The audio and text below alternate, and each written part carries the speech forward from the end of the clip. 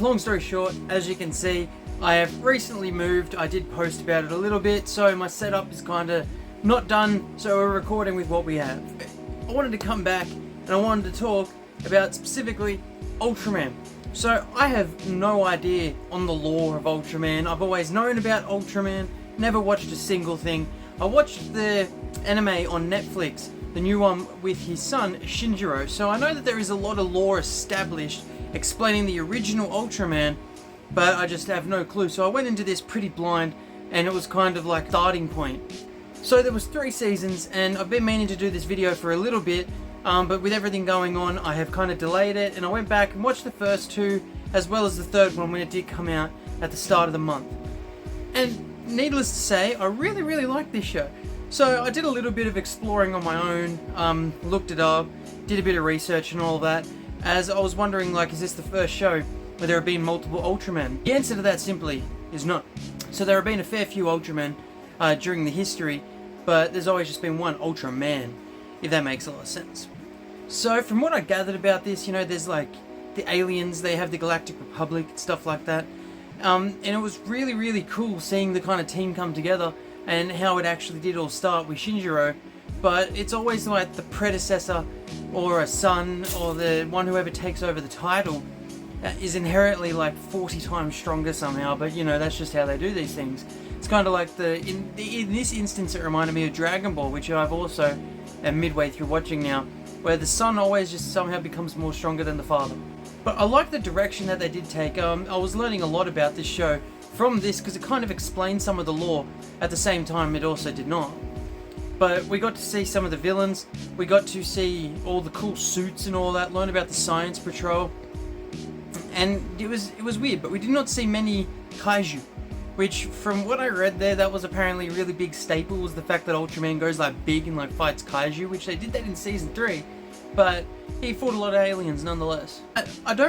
There's not a lot that I can really speak about this show necessarily, as I don't necessarily know much about the actual character itself, so it kind of sounds like babbling. But season 1 was actually a really good stepping off point because they brought the father in, the father gets injured, the son steps up, the son turns out to be super powerful, the son gets trained. And it was really interesting, and we got to see, what's his name, Miraboshi. He was one of the characters. I can't remember a lot of the names of the people. They were very kind of complex, but nonetheless, we're going to try my best. And then season 2 came along. There was, so season 2, it had, I believe his name is pronounced Haiji, or Maiji, something like that. But there was Shinjiro, Jack, Seven, and Tora, I believe. The characters of season 2, basically they're just trying to figure out what's going on there. And then they fight a big battle at the end. We had some like other alien kind of cool dudes and stuff. It's pretty mad.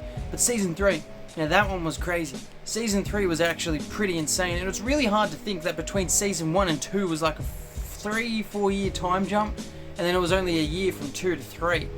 So season 3 is where it really kicked off. There was insane amounts of like the Ultraman mythos in there. There was the big kaiju battle at the end. That was just absolutely bonkers, but they were just trying to basically wipe out Ultraman as a whole, and this basically Ultraman himself. But regardless, it's really hard to recap on this show. It's basically just like, you know, little dude who's got a lot of powers in a mad suit with a bunch of friends with mad suits, fight a bunch of aliens and shit goes down. But I liked it, and it's really got me wanting to get into the actual Ultraman lore itself and try to figure out more about this character and actually do a bit of looking into it, because I'm kind of, I wouldn't say I'm going through an anime phase now, but I started watching Dragon Ball, Attack on Titan, and all the generic ones, and then my friends are wanting to get me into more, but I'm too busy watching, you know, like Star Wars, DC, Marvel, and all that. That content for all of that just like never ends, and it's incredibly difficult, but I'm going to try my best, and I think now I kind of want to get into Ultraman just because it seems fascinating. But if you've seen this show, if you know anything about Ultraman at all, please comment below. Like, subscribe, follow, all the fun stuff. And I want to kind of get more into all of this. And if I do start making videos about a lot more of this, it'll be something that is just completely my first time viewing and something that I'm not at all used to. So it'll be fresh face, and it'll just be me going in completely oblivious, and you just get my blind reactions. So thank you for that. hope to see you all next time. Enjoy.